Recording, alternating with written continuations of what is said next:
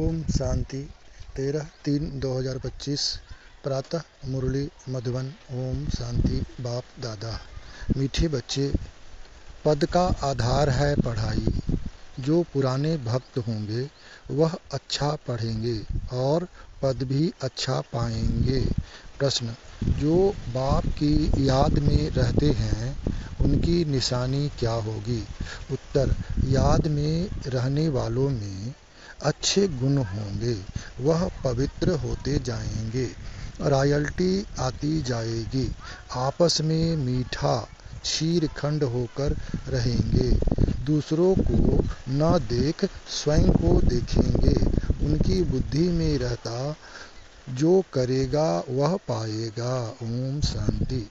बच्चों को समझाया गया है कि यह भारत का जो आदि सनातन देवी देवता धर्म है उसका शास्त्र है गीता। यह गीता किसने गाई यह कोई नहीं जानते। यह ज्ञान की बातें हैं। बाकी यह होली आदि कोई अपना त्योहार है नहीं। यह सब है भक्ति मार्ग के त्योहार है तो सिर्फ एक त्रिमूर्ति शिव जयंती, बस सिर्फ शिव जयंती कभी भी नहीं कहना चाहिए। त्रिमूर्ति अक्षर न डालने से मनुष्य समझेंगे नहीं। जैसे त्रिमूर्ति का चित्र है, नीचे लिखत हो कि देवी स्वराज्य आपका जन्म सिद्ध अधिकार है। शिव भगवान बाप भी है ना, जरूर आते हैं, आकर के स्वर्ग का मालिक बनाते हैं। स्वर्ग के मालिक बने ही हैं राजयोग सीखने से। अंदर चित्रों में तो बहुत ज्ञान है। चित्र ऐसे बनाने हैं जो मनुष्य देखने से वंडर खाएं। वह भी जिन्होंने बहुत भक्ति की होगी वही बहुत अच्छी रीत ज्ञान उठाएंगे। कम भक्ति करने वाले ज्ञान भी कम उठाएंगे तो पद भी कम पाएंगे। दास दासियों में भी नंबरवार होते हैं ना। सारा मदार है पढ़ाई पर। तुम्हारे में बहुत थोड़े हैं जो अच्छी रीत युक्ति से बात कर सकते हैं। अच्छे बच्चों की एक्टिविटी भी अच्छी होगी, गुण भी सुंदर होने चाहिए।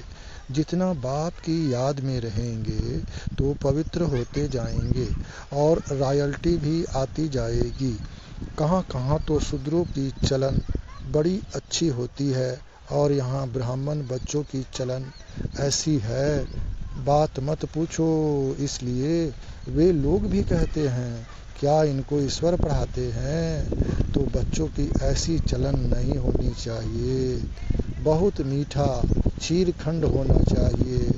जो करेंगे सो पाएंगे, नहीं करेंगे तो नहीं पाएंगे। बाप तो अच्छी रीत समझाते रहते हैं। पहले पहले तो बेहद के बाप का परिचय देते रहो। त्रिमूर्ति का चित्र तो बड़ा अच्छा है। स्वर्ग और नरक भी दोनों तरफ है, गोले में भी क्लियर है। कोई भी धर्म वाले को इस गोले पर व झाड़ पर तुम समझा सकते हो। इस हिसाब से तुम स्वर्ग नई दुनिया में तो आ नहीं सकेंगे। जो सबसे ऊंच धर्म था, सबसे साहूकार थे, वही सबसे गरीब बने हैं। जो सबसे पहले थे, संख्या भी उनकी जास्ती होनी चाहिए। परंतु हिंदू लोग बहुत और धर्मों में कन्वर्ट हो गए हैं। अपने धर्म को न जानने कारण और धर्मों में चले गए हैं। या तो हिंदू धर्म कह देते हैं, अपने धर्म को भी समझते नहीं हैं। ईश्वर को पुकारते बहुत हैं, शांति देवा, परंतु शांति का अर्थ समझते नहीं हैं। एक दो को शांति की प्राइज देते रहते हैं। यहाँ तुम विश्व में शांति स्थापन करने के निमित्त बने हुए बच्चों को बाप विश्व की राजाई प्राइज में देते हैं। यह इनाम भी नंबरवार पुरुषार्थ अनुसार मिलता है। देने वाला है भगवान बाप। इनाम कितना बड़ा है। सूर्यवंशी विश्व की राजाई अभी तुम बच्चों की बुद्धि में सारे वर्ल्ड की हिस्ट्री, ज्योग्राफी, वर्ण आदि सब है। विश्व की राजाई लेनी है तो कुछ मेहनत भी करनी है। पॉइंट तो बहुत सहज है, टीचर जो काम देते हैं वह करके दिखाना चाहिए। तो बाबा देखें कि किसमें पूरा ज्ञान है। कई बच्चे तो मुरली पर भी ध्यान नहीं देते हैं, रेगुलर मुरली पढ़ते नहीं। जो मुरली नहीं पढ़ते वह क्या किसका कल्याण करते होंगे। बच्चे बहुत बच्चे हैं जो कुछ भी कल्याण नहीं करते, न अपना न औरों का करते हैं। इसलिए घोड़े सवार प्यादे कहा जाता है।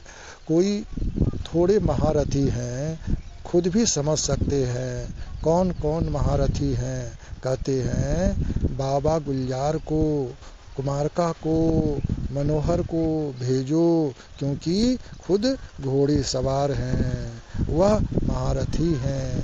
बाप तो सब बच्चों को अच्छी रीत जान सकते हैं। कोई पर ग्रहचारी भी बैठती है ना। कभी अच्छे बच्चों को भी माया का तूफान आने से बेताले बन जाते हैं। ज्ञान तरफ अटेंशन ही नहीं जाता है। बाबा को हर एक की सर्विस से मालूम तो पड़ता है ना। सर्विस करने वाले अपना पूरा समाचार बाबा को देते रहेंगे।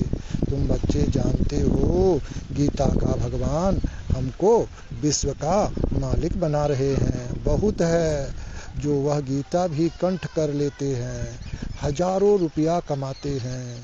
तुम हो ब्राह्मण संप्रदाय, जो फिर दैवी संप्रदाय बनते हो। ईश्वर की औलाद भी सभी अपने को कहते हैं, फिर कह देते हम सब ईश्वर हैं। जिसको जो आता है वह बोलते रहते हैं। भक्ति मार्ग में मनुष्यों की हालत कैसी हो गई है। यह दुनिया ही आयरन एज्ड पतित है। इस चित्र से बहुत अच्छी रीत समझा सकेंगे। साथ में दैवी गुण भी चाहिए, अंदर बाहर सच्चाई चाहिए।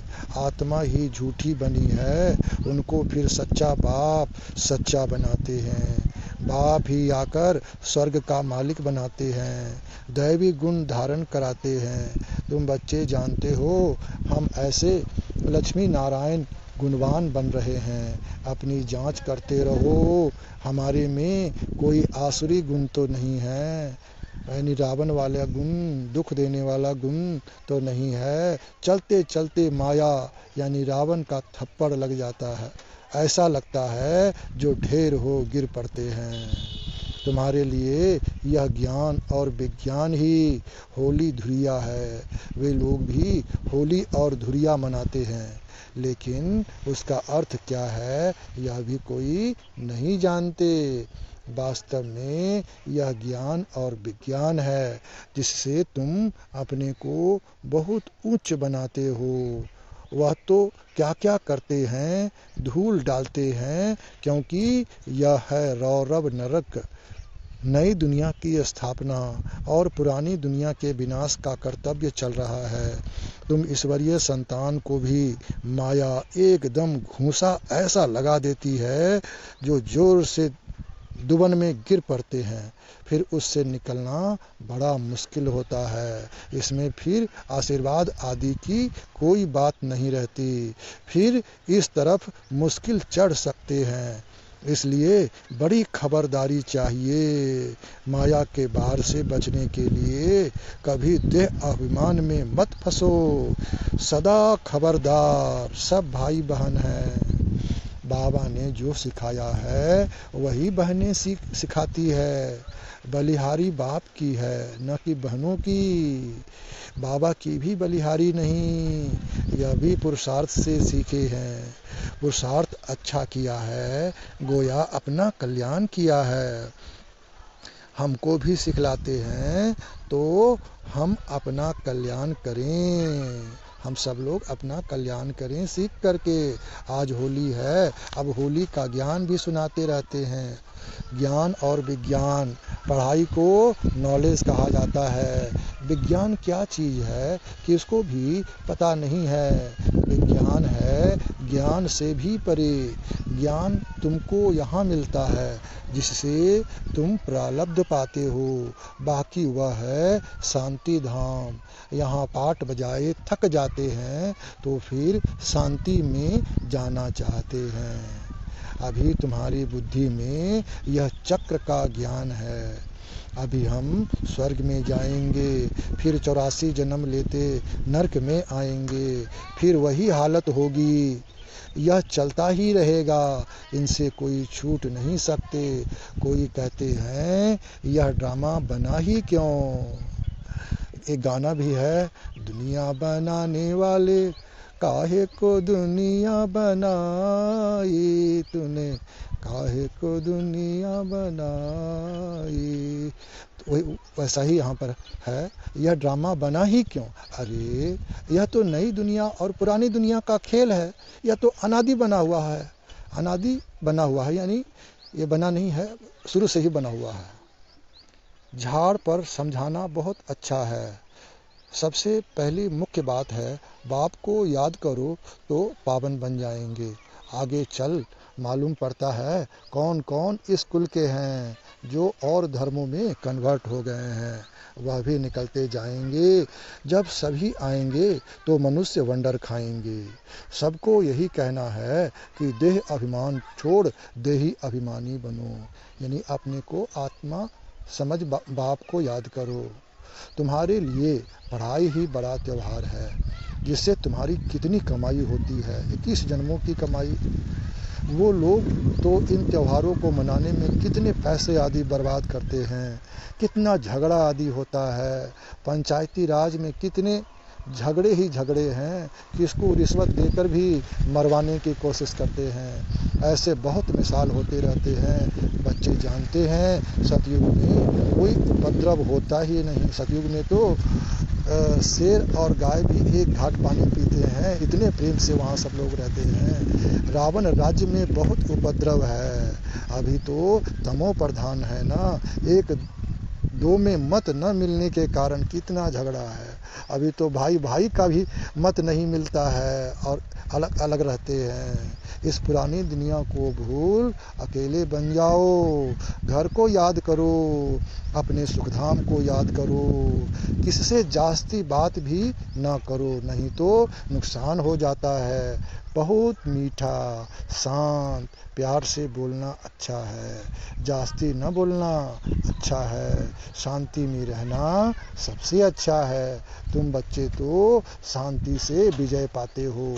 सिवाय एक बाप के और कोई से प्रीत नहीं लगानी है। जितना बाप से प्रॉपर्टी लेना चाहो उतनी ले लो, नहीं तो लौकिक बाप की प्रॉपर्टी पर कितना झगड़ा हो पड़ता है। इसमें कोई खिटखिट नहीं, जितना चाहे उतना अपनी पढ़ाई से ले सकते हो। अच्छा, मीठे मीठे सिकी लधे बच्चों प्रति माता पिता बाप दादा का याद प्यार और गुड मॉर्निंग। रूहानी बाप की रूहानी बच्चों को नमस्ते। धारणा के लिए मुख्य सार। नंबर 1, सच्चा बाप सच्चा बनाने आए हैं, इसलिए सच्चाई से चलना है।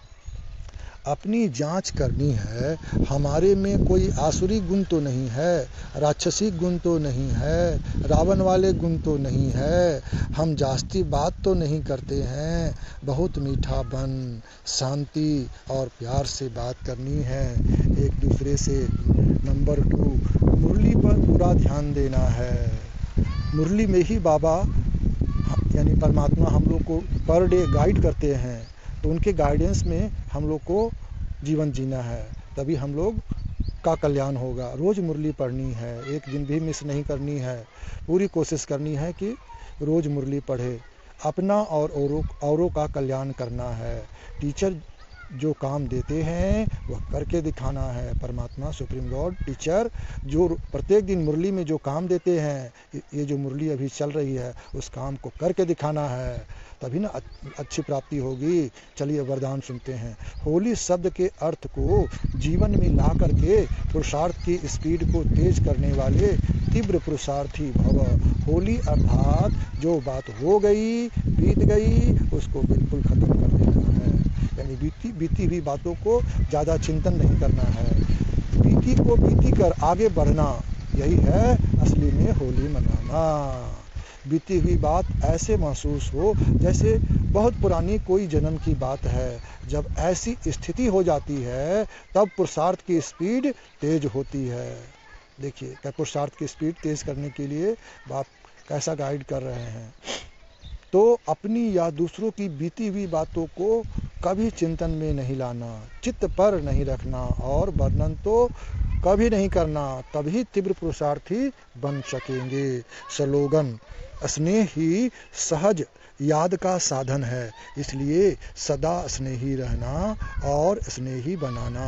मातेश्वरी जी के अनमोल महावाक्य सुनते हैं।